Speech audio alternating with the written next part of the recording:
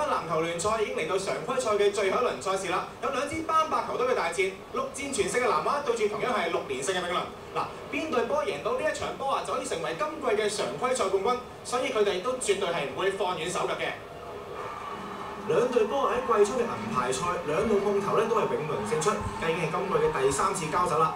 喺第一節啊，南華整體發揮都可以話係唔錯嘅，吃住20-18咁入第二節。而第二節嘅賽事啊，南華換入咗91號嘅李家耀啊，佢都不負所託喎，喺初段連攞5分啊！但係永倫咧好快就企翻穩陣腳啦，見到後備上陣6號嘅蔡方宇同隊友一個劈之後 roll in 啊，內線一球勾手，幫球隊追翻成32平手啊！成隊都醒晒啊，連埋頭先嗰一球啊，永倫喺第二節嘅尾段打咗一隊10-0嘅 run 出嚟啊！半場永倫40，南華32。去到第3節啦，南華嘅情況咧就未有啲咩改善喎，相反永倫咧就越嚟越上力。見到阿賈同阿香一個 pick and roll 之後咧，一個飛後嘅針 shot 搞掂，幫球隊領先到50-34啦。之後見到周盈堅喺罰球線仰過咗一個之後啊，輕鬆起手，球隊表現咁好 ，fans 當然高興啦。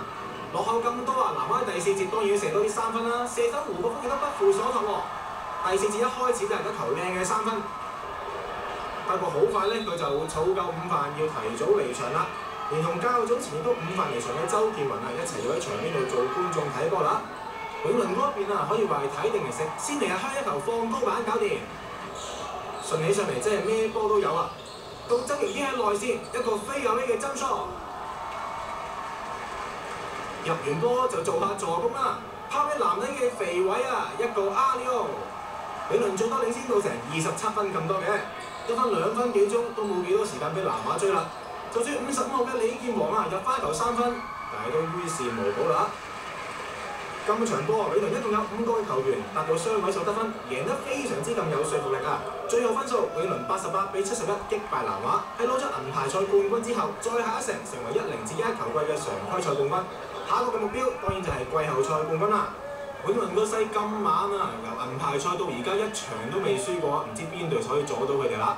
總結下常規賽嘅成績啊，永倫7戰全勝14分攞冠軍，南華咧就13分攞第2，福建同飛鷹亦都係穩入季後賽嘅。